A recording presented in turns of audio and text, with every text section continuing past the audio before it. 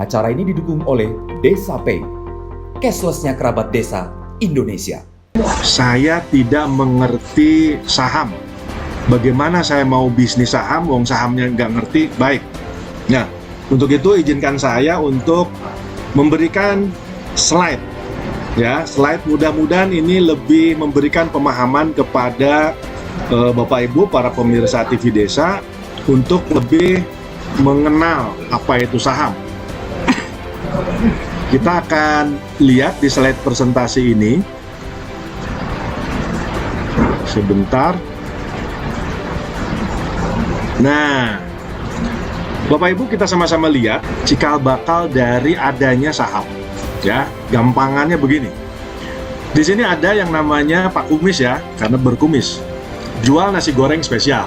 Jual nasi goreng spesial, kemudian setelah berjalan sekian lama, nasi goreng ini laku gitu kan, bagus penjualannya, omsetnya meningkat, sehingga kepikiran si Pak Kumis ini mau buka cabang. Nah, untuk buka cabang ini si Pak Kumis hitung-hitungan butuh modal 10 juta.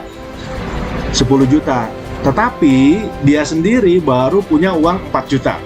Artinya dia masih butuh atau kurang 6 juta lagi untuk bisa membuka cabang. Nah, 6 juta ini sebenarnya si Pak Kumis bisa dengan berbagai cara. Pertama, dia bisa pinjam ke saudara, ke teman, ke siapapun. Ujung-ujungnya pinjam ya, atau ke bank. Ujung-ujungnya pinjam. Tapi Pak Kumis ini nggak mau pinjam. Karena dengan pinjam itu dia punya kewajiban untuk mengembalikan pokok. Dan biasanya kalau pinjam kan ada bunga ya, apalagi kalau ke lembaga keuangan. Akhirnya dia punya ide untuk ngajak orang bekerja sama atau berbisnis bareng. Nah, singkat cerita ada yang tertarik usaha bareng nasi goreng spesial, si A, si B, si C. Nah, si A, si B, si C ini tidak meminjamkan uangnya kepada si Pak Kumis. Artinya Pak Kumis ini tidak pinjam uang, tapi menawarkan kerjasama usaha. Ya, menawarkan kerjasama usaha. Nah, pada saat menawarkan kerjasama usaha, tentu si A, si B, si C ini kan mendapatkan satu tanda terima atau kwitansi atau apapun lah namanya. Nah, dalam hal ini tanda terima ya atau kwitansi. Di situ disebutkan bahwa Pak Kumis ini menerima 2 juta dari si A. Untuk apa? Nah, ini yang penting nih. Untuk apa? Untuk modal usaha nasi goreng. Untuk modal usaha nasi goreng. Jadi di situ tidak disebutkan ini minjem ya, enggak. Tapi untuk modal usaha beda. Kalau modal usaha itu uang yang 2 juta ini itu tidak akan dikembalikan kepada si A. Terus si A dapatnya apa dong? Si A dapatnya adalah prosentase keuntungan.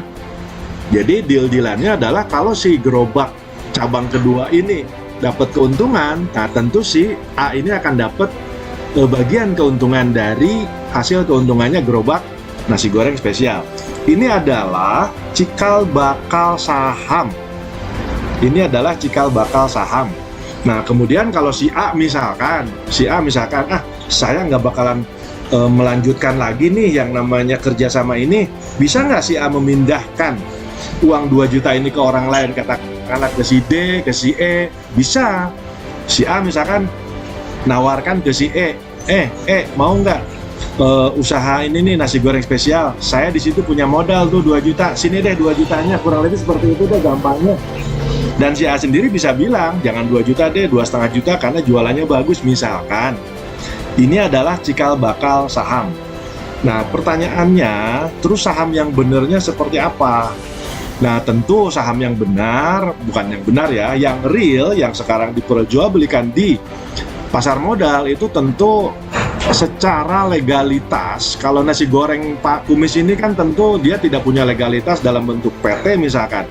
Nah, sedangkan kalau untuk masuk menjual sahamnya, menawarkan ke orang saham untuk bekerja sama, itu harus berbentuk badan hukum, minimal PT. Sebentar, ini kelihatannya ada yang ada yang masuk. Saya coba ini dulu deh. Oke.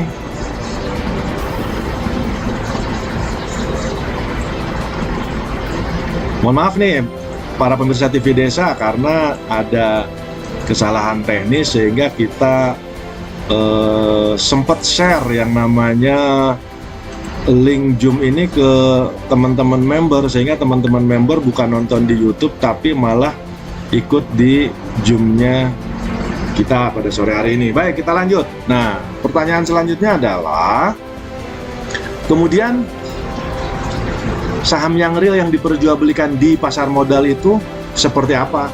Nah, kita lihat nih.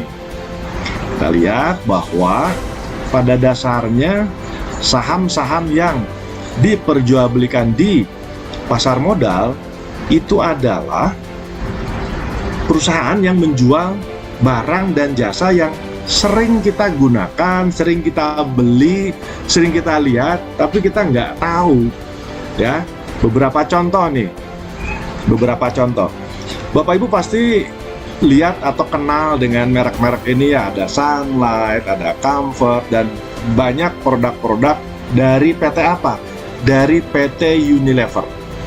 Nah, jadi PT Unilever ini di pasar modal itu menawarkan ke masyarakat, mau nggak bisnis bareng?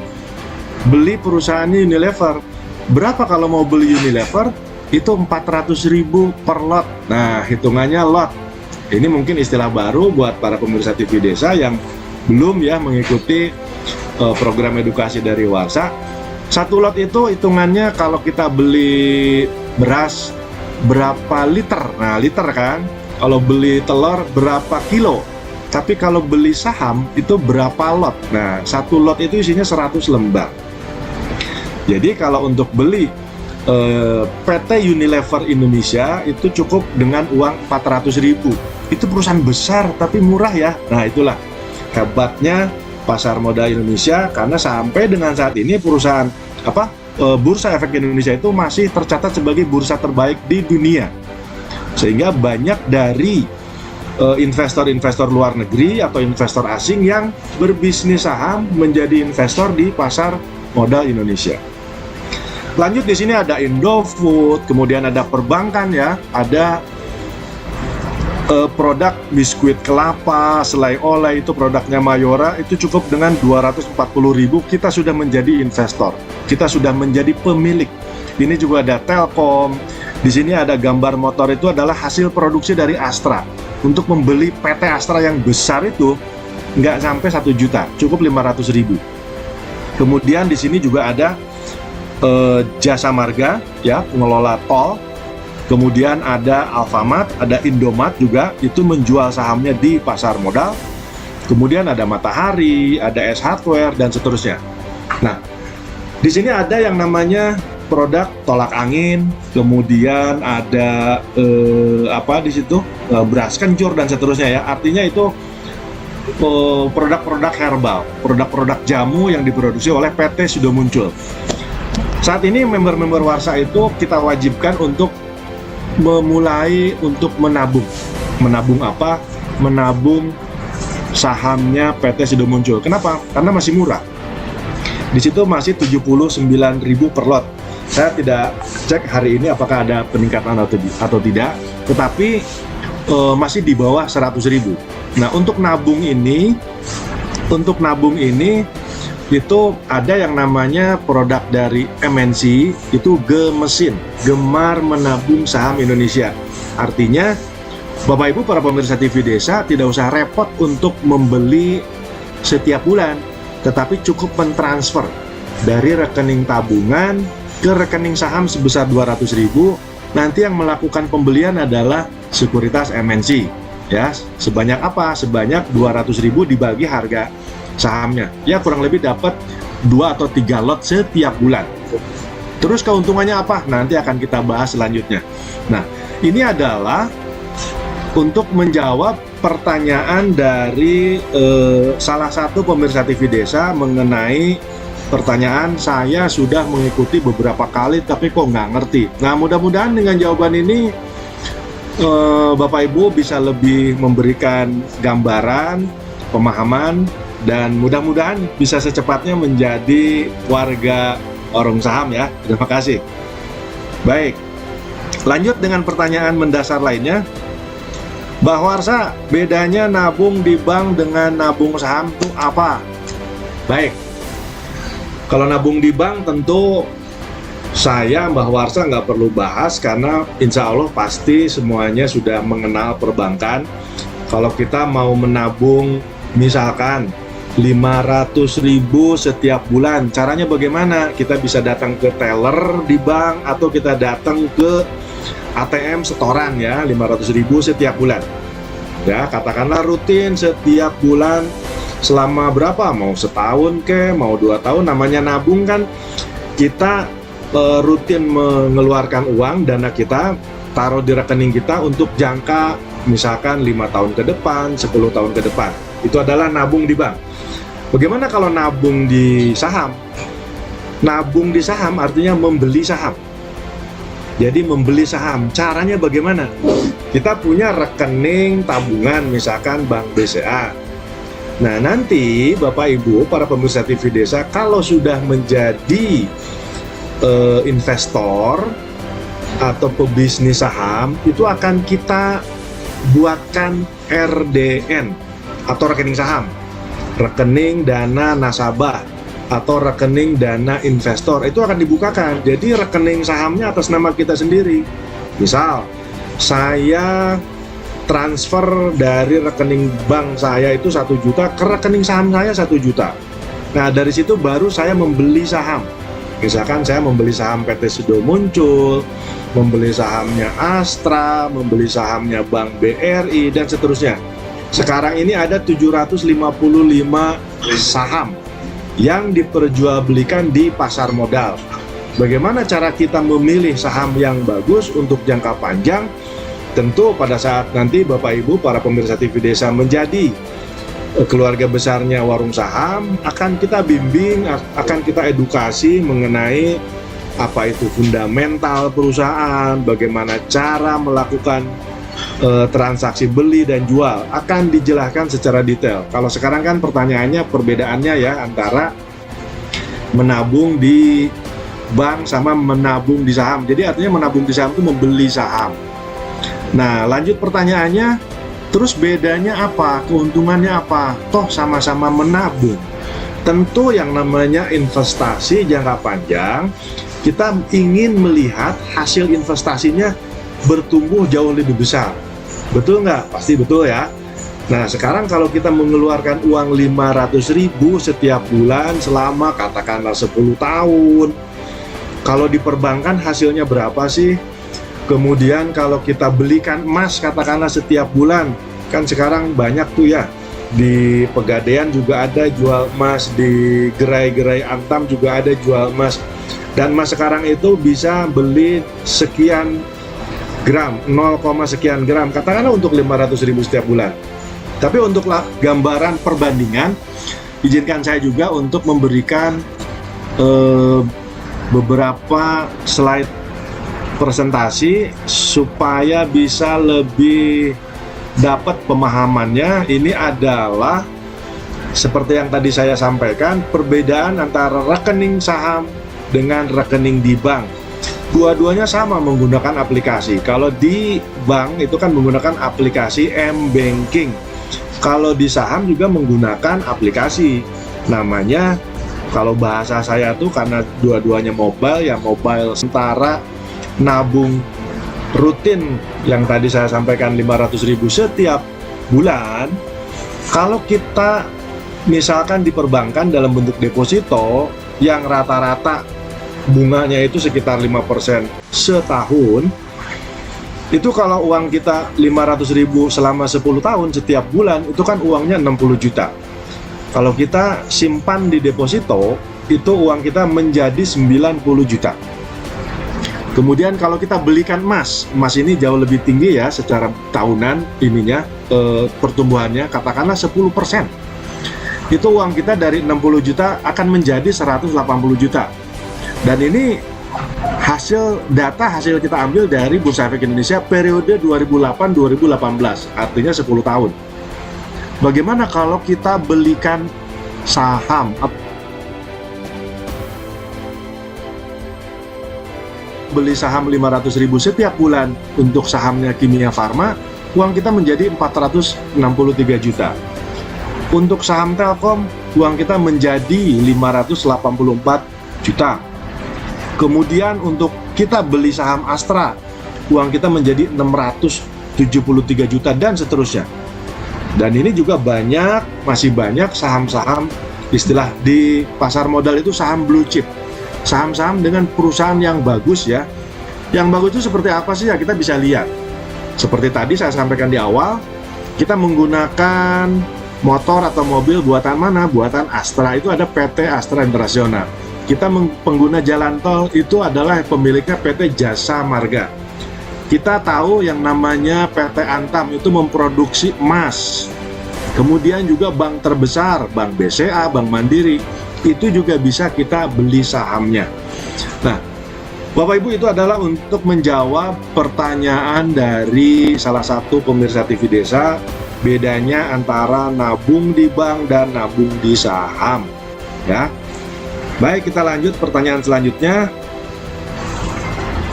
Mbah Warsa kapan didirikan? Sudah terjawab tadi ya di pertama. Kemudian, wah ini agak berat ini pertanyaannya. Ajarkan cara trading. Nah, bagaimana kita mengajarkan Bapak Ibu cara trading kalau Bapak Ibu belum punya alatnya, belum punya toolsnya.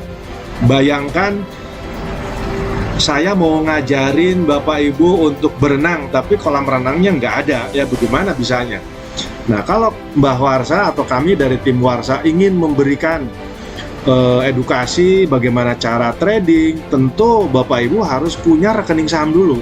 Jadi nanti tahapannya adalah bergabung dulu di komunitas warung saham, kemudian siapkan KTP dan rekening tabungan. Nanti kita akan urus rekening saham Bapak Ibu semua. Maksimal 14 hari kerja, Bapak Ibu sudah dapat yang namanya rekening saham. Dari situ baru mulai kami dari tim warung saham memberikan bagaimana caranya. Sebelum membeli itu dari tahapannya dari awal malah ya. Bagaimana cara login ke aplikasi, sebelum login malah bagaimana cara downloadnya, aplikasinya apa, motion trade namanya. Kemudian bagaimana cara login, bagaimana caranya mendapatkan user ID, password, kok ribet ya, hanya di awal. Persis seperti kita juga buka rekening tabungan di bank. Di awalnya kan seperti itu, kita memasukkan 16 digit yang ada di kartu ATM, kan kurang lebih seperti itu. Jadi di awalnya agak ribet, tapi kalau sudah masuk, kita akan ajarkan bagaimana cara beli, bagaimana cara jual. Dan bicara trading ini sangat dinamis ya, sangat dinamis. Kalau bicara tipe trader, tipe investor, itu secara umumnya di pasar modal dibagi 3. Jadi ada orang-orang yang punya tipe konservatif. Bahasa konservatif itu lebih ke orangnya ya sangat hati-hati, sedikit penakut, gamblingnya sangat sedikit, pokoknya banyak takutnya daripada beraninya. Itu adalah tipe orang yang konservatif. Bagaimana cara kita sebagai orang konservatif itu mengelola dana kita di saham, tentu akan kita ajarkan. Di atas orang-orang yang punya karakter konservatif ada namanya moderat. Jadi tipe moderat. Tipe moderat ini adalah pertengahan. Nggak terlalu takut, tapi juga belum berani banget. Ya, tengah-tengah lah. Berani-berani sedikit. Bagaimana cara untuk melakukan trading untuk orang-orang yang punya karakter atau punya tipe moderat? Kita akan ajarkan bagaimana cara swing, bagaimana cara membeli saham-saham yang relatif aman, dan seterusnya. Tingkatan yang ketiga, yang lebih tinggi, tadi kan konservatif, kemudian moderat, ada juga tipe atau karakter orang-orang yang cukup agresif. Biasanya orang yang punya adrenalin cukup tinggi ya. Kalau kita bicara di olahraga ekstrim, itu adalah orang-orang yang adrenalinnya cukup tinggi. Misalkan trek-trekan motor, kemudian bungee jumping kalau bicara olahraga yang ekstrim ya. Nah, di saham juga begitu. Karena dari 750 saham itu terbagi dengan beberapa kategori kapitalisasi. Jadi besar kecilnya saham yang diperjualbelikan di pasar modal.